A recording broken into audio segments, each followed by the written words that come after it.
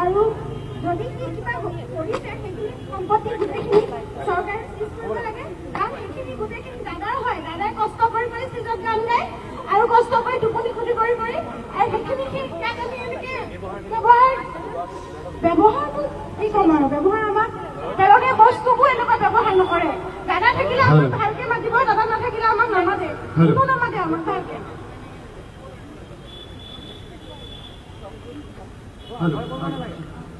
ভয় কৰা নাই মানে অৱস্থাত নামৰ কথা ক'ব পৰা সিদ্ধাৰ্থ শৰ্মা মানে প্ৰথম কথা হ'ল সিদ্ধাৰ্থ শেখৰা গোটেইখিনিক সামৰি লওঁতে প্ৰথম কথা আমি শ্যামকানু মহন্তৰ কথা অলপ পাহৰিছোঁ যেন মোৰ অনুভৱ হয় গতিকে সেইটো যাতে আমি কোনো নাপাহৰোঁ আৰু সেইটো সকলোৱে মনত ৰখা উচিত আৰু বাকী সিদ্ধাৰ্থ শৰ্মা সকলোৱে জানে সি বহুত অলপ অভদ্ৰ নেচাৰৰ মানুহ হয় অলপ নাই বহুতেই আৰু সি ফেন ক্লাবক হওক ইভেন মিউজিচিয়ানকো বহু সময়ত বহুত বিহেভ কৰি থৈ দিছে তেওঁলোকক সুধিলেও গম পাব আৰু ছোৱালীকেইজনীক অভাৰঅল চবেই বেলেগ পৃথিৱীৰ পৰা অহা জীৱ যেন ট্ৰিট কৰে অভাৰঅল চবেই আৰু সেইটো সিদ্ধাৰ্থ শৰ্মাই ইভেন আমাৰ খোৱা লোৱা সেইখিনিৰ ক্ষেত্ৰতো আমাক পইচা হিচাপ ধৰে তই ইমান ফেচলিটি কৰিছ বহুত আৰু যদি আমি জুবিন ছাৰক কওঁ কেতিয়াবা প্ৰথম মই যিহেতু মই বহুত সৰু আছিলোঁ তেতিয়া জুবিন ছাৰৰ কথা কৈছিলোঁ সি পূৰা মানে আমাক মেনিপুলেট কৰে আৰু কয় কি দাদাৰ ব্ৰেইনত স্পট এটা আছে তহঁতৰ কাৰণে দাদাই ৱালত মূৰ মাৰি কিনে আমাক কাজিয়া কৰিছে আমাক উলিয়াই দিম বুলি কৈছে তহঁতে উলিয়াই যাওঁ নহ'লে মই নাহোঁ সি এইটো পৰ্যন্ত মোক কৈছে গতিকে সেনেকৈ আমাক আৰু এইখিনি কথা মই ইয়াত আমাক নিউজত বা ৰাইজে ছ'চিয়েল মিডিয়াত কৈছে যে তোমালোকে আগত কিয় নকৰা এতিয়া কিয় ওলাই আহিছা প্ৰথম কথা হ'ল ইতিমধ্যে মই মেনশ্যন কৰিছোঁ যাক ক'ব লগা আছে গোটেইখিনিকে কৈছোঁ ইভেন গৰিমা বৌ জানে এই বস্তুখিনি কিছু আৰু গৰিমা বৌ আমাক কয় যে কেতিয়াবা আমাকেই সি এনেকৈ কথা কৈ দিয়ে সি মানে এনেকুৱাই হয় তাক ভুল নুবুজিবা বুলি তেওঁ কয় বহুত বেছি মূৰৰ ওপৰত উঠাই দিয়া হ'ল মানে সি নেচাৰটো তেনেকুৱা বুলি চবেই বেপাৰ কৰি থাকিলে অগা সম্পত্তি কৰিলে সি সোঁহাতৰ নিচিনা আছিলে ন আমি সেইজন মানুহৰ কথা বাৰে বাৰে বেয়াকৈ কৈ থাকিলে যদি ফিডবেকটো ভালকৈ নাপাওঁ আমি মনে মনেইতো থাকিব লাগিব কাৰণ দাদাক যদি কৈ দিওঁ কিন্তু সিহঁতে আমাক ওলাই ব্লেকমেইল কৰি থাকে যে দাদা তহঁতৰ কাৰণে ৱালত মূৰ মাৰিছে তহঁতৰ কাৰণে প্ৰগ্ৰেম আজি বেয়া হ'ল দাদা বেছিকৈ খালে দাদাই আজি হেৰি কানুন চানুনে দাদাক কেনেকৈ ঠিক কৰাই আনিছোঁ সেইটো সময়ত প্ৰযোজন সেইটো কথা কয় গতিকে এইটো কথা কৈ দিয়ে আমি কি ক'মনো আৰু দাদা ভালে থাকক বাছ মানে কি হৈছে দাদায়ে বাচি নাথাকিলে আমি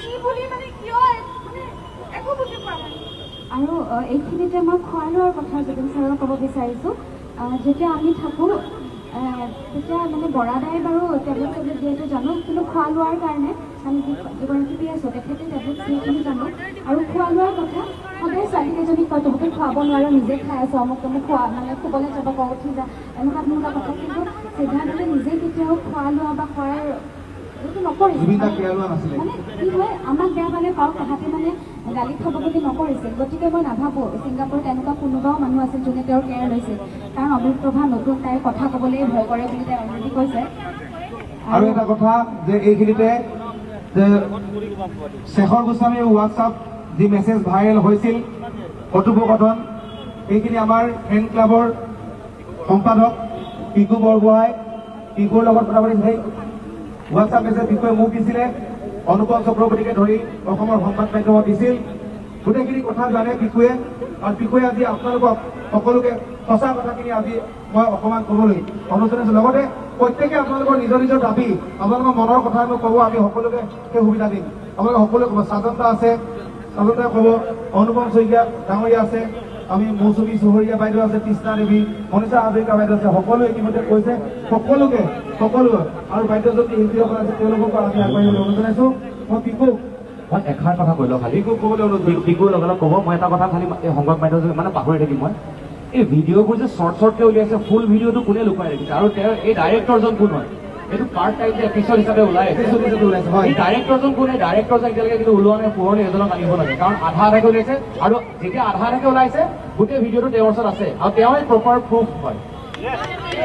এইটো আগলৈ আনিব লাগে, পাহৰি এই গোটেই মাষ্টাৰ প্লেনটো ছিংগাপুৰত চলি আছে।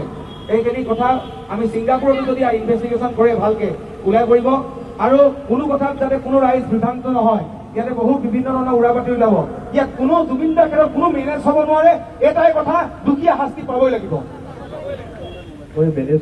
আৰু জুবিন দাৰ মোবাইলটো সিদ্ধাৰ্থ শৰ্মাৰ হাতত আছে এতিয়াও। জুবিন দাৰ মোবাইলটো গৰিমাবৰ হাতত দিব লাগে, সেইটো আমাৰ দাবী জনাইছো।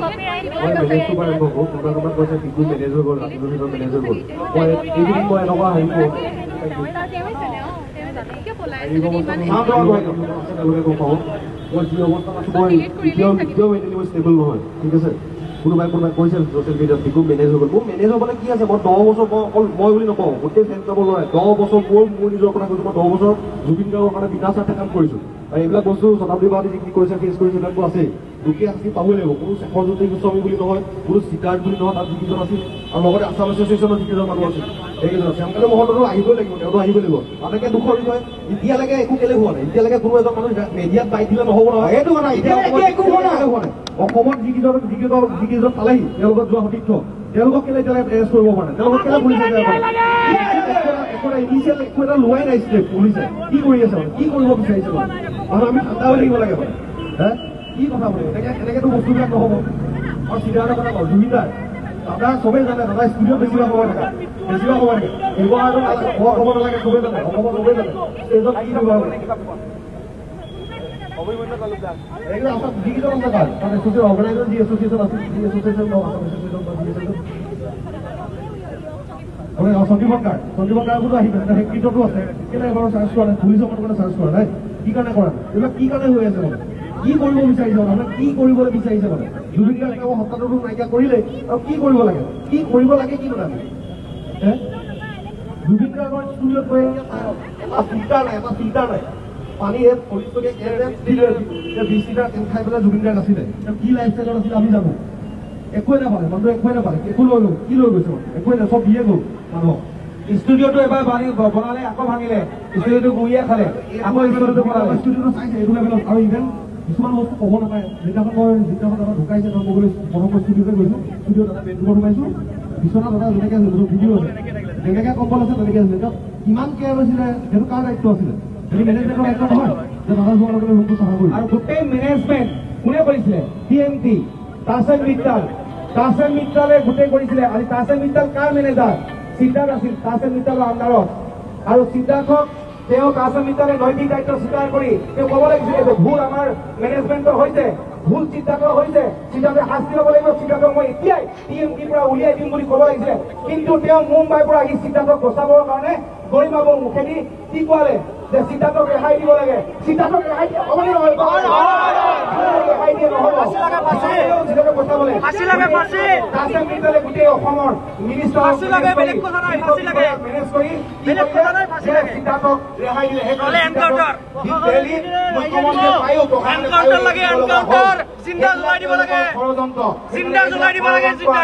লাগিব আপোনালোকে সকলোৱে বলক, আমি এজাহাৰ দিওঁ, সকলোৱে পৃথকে পৃথকে সিদ্ধাৰ্থক জ্বলাই দিব লাগে। আৰু অকল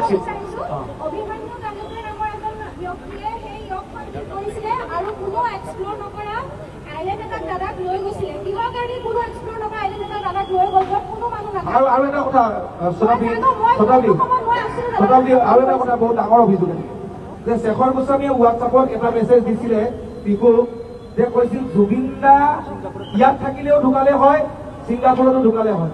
এই কথা শেখৰে কেনেকৈ গম পাইছো? এই কথাটো কিন্তু এতিয়াও মই দাদাক যোৱাক দেখোন লগ পাইছো, এই কথাটো শেখৰে তোমাক কৈছিলে মেছেজত। এটা বস্তু কওঁ, দাদা হেল্থ কণ্ডিশ্যন, দাদা কি মেডিকেল ফেচিলিটিজত ৰাখিব লাগিছিল, কি তেওঁ একো ভেলুৱে নিদিলে, ঠিক আছে। আৰু কি জুবিন গাৰ্গক অকল ক'ৰবাত ধলি পৰিব লাগিব, একদম এক্সট্ৰিম মানে হেল্থ কণ্ডিশ্যন বেয়া হ'লে হস্পিটেলাইজ কৰিব লাগিব। অকল অসমত এগালত নহয়। আমাৰ ধৰক আকাশক লগ পাইছো, তেওঁ অকল ৰৈ বিনালে এতিয়া গান ইউজ কৰি আহিবি প্ৰমোচন ডিজাইন চব ভাবি দিছিলে তেওঁ। প্ৰমোশ্যন ডিজাইন তেওঁ লগতে মই কলেজে নাযাওঁ এই হ'ব বহুত বাইক লৈ যাব ক'বলৈ গ'লে শেষ নহ'ব কিন্তু দাদা এইবিলাক বস্তু আমি বহুত কথা আছে এইবিলাক মই ডক্টৰ আছে গৈছোঁ বাৰু এই কম আৰু বহুত তো বাকী জনে ক'ব এতিয়া চাহজতা আছে চাহজতাই ক'ব মনৰ কথা ইনানী ইনানীও জুবিনদাৰ লগত গান গাইছে তেওঁ আছে তেওঁ বহুত কথা জানে ইনানী ক'ব প্ৰথমে চাহজতা ইয়ালৈ অহা নাই সকলো আছে ইয়াত জুবিনদাৰ লগত ক্লজ মানুহ গোটেইখিনি মাতিছে ক'বলৈ একচুৱেলি কাৰো মুখত একো ভাষাই নাই 22টা বছৰ মই জুবিনদাৰ লগত আছিলোঁ আমি 12-13 চনৰ পৰা আমি জুবিনদাৰ লগত ইমান বেছি ঘনিষ্ঠ নাই কিন্তু তেতিয়া আমি যেতিয়া আছিলোঁ তেতিয়া জুবিনদাৰ পৰিস্থিতি এনেকুৱা ধৰণৰ নাছিলে খুব কেয়াৰত আছিলে খুব ধুনীয়াকৈ আছিলোঁ আমি একেলগে গানো গাইছিলোঁ একেলগে বন্ধুতো আছিলোঁ ইয়াতো ফাংচন কৰিছোঁ যথেষ্ট ফাংচন কৰিছোঁ আমি একেলগে কিন্তু এনেকুৱা পৰিস্থিতি হোৱা নাই পিছত আমি মন কৰিলোঁ যে তেখেতক মানে এটা বেলেগ ধৰণৰ ছাইডলৈ লৈ যোৱা হয় বেলেগ এটা পৰিস্থিতিৰ মাজলৈ লৈ যোৱা হয় এই বস্তুবোৰে খুব দুখ দিছে যিজন মানুহৰ লগত আমি ইমান বছৰে কটালোঁ 22টা বছৰ কটালোঁ সেইজন মানুহক যোৱাকালি নিজ হাতে ধৰি জনাইছে আজি এসপ্তাহ আগত তেখেতে গান গাই আছিলে খোজকাঢ়ি আছিলে তেখেতৰ মানে কেছেটৰ লাইব্ৰেৰী উদ্বোধন কৰিছিলে ইমান ধুনীয়াকৈ আছিলে আৰু তেখেতৰ পৰিস্থিতিটো যদি এনেকুৱা ডক্টৰৰ পৰামৰ্শ নোলোৱাকৈ তেখেতক কিয় লৈ যোৱা এই গোটেই বস্তুবোৰ এটা ঘন ৰহস্যৰ ভিতৰত আছে গতিকে উচিত তদন্ত হ'ব লাগে আৰু এইখিনিতে আমি যদিও বহুত দুখ পাইছোঁ মই এই মঞ্চৰ পৰা আমাৰ মাননীয় মুখ্যমন্ত্ৰী মহোদয়ক ধন্যবাদ দিছোঁ যিদিনাখনে তেখেতে এই নিউজটো পালে এই ঘটনাটোৰ বিষয়ে পালে খুব ক্ষিপ্ৰতা তেখেতে নিজে লাগি কাকো অৰ্ডাৰ দি কাম কৰিবলৈ দিয়া নাই তেখেতে নিজে হাতে কাম কৰিছে অসমৰ ৰাইজে দেখিছে আমি নিজেও দেখিছোঁ গতিকে তেখেতক আমি ধন্যবাদ জনাইছোঁ আৰু অসম চৰকাৰৰ মুখ্যমন্ত্ৰী মহোদয়ৰ ওপৰত আমাৰ বিশ্বাস আছে তেখেতে এই তদন্তটো খুব ক্ষিপ্ৰত যেনেকৈ আজি শ্যামকান্ত মহন্তৰ কিছুমান বস্তু বেইন কৰিছে ঠিক তেনেকৈ এই তদন্তটো যিসকল কালপিত আছে তেখেতকো উলিয়াই আনিব পাৰিব বুলি অন্ততঃ মোৰ বিশ্বাস আছে গতিকে আমি এই বিশ্বাসটো ৰাখিব লাগিব এয়া হ'বই লাগিব আৰু যিকেইজন কালপিত আমি হাতুৰি থকা ভিডিঅ'টো আপোনালোকে দেখিলে গম পাব লাষ্ট মমেণ্টত তেখেতে পানী খাইছে এজন সুস্থ মানুহে সাঁতুৰিবলৈ হ'লেই দিগদাৰী এজন অসুস্থ মানুহক তেখেতে সাঁতুৰাইছে তাত গতিকে ডেফিনেটলি সেইটো বহুত ডাঙৰ এটা ষড়যন্ত্ৰ কিবা আছে আৰু মেনেজাৰৰ দায়িত্ব কি মেনেজাৰৰ দায়িত্ব মালিকৰ লগত তাত এনজয় কৰাৰ দায়িত্ব কেতিয়াও নাথাকে মেনেজাৰে মেনেজ কৰাৰ দায়িত্ব থাকে আমি দেখিছোঁ মেনেজাৰ নিজেও সাঁতুৰি আছে তাতে নিজেও এনজয় কৰি আছে হাঁহি আছে গতিকে এনেকুৱা বস্তুবোৰ কেতিয়াও হ'ব নোৱাৰে গতিকে মই এই মঞ্চৰ পৰা খুব আহ্বান জনাইছোঁ অসম চৰকাৰক অসমৰ মাননীয় মুখ্যমন্ত্ৰী কৰিব বুলি জানো তথাপিতো আহ্বান জনাইছোঁ খুব তীব্ৰতাৰে কৰক অসমৰ ৰাইজে খুব আশা কৰি আছে ধন্যবাদ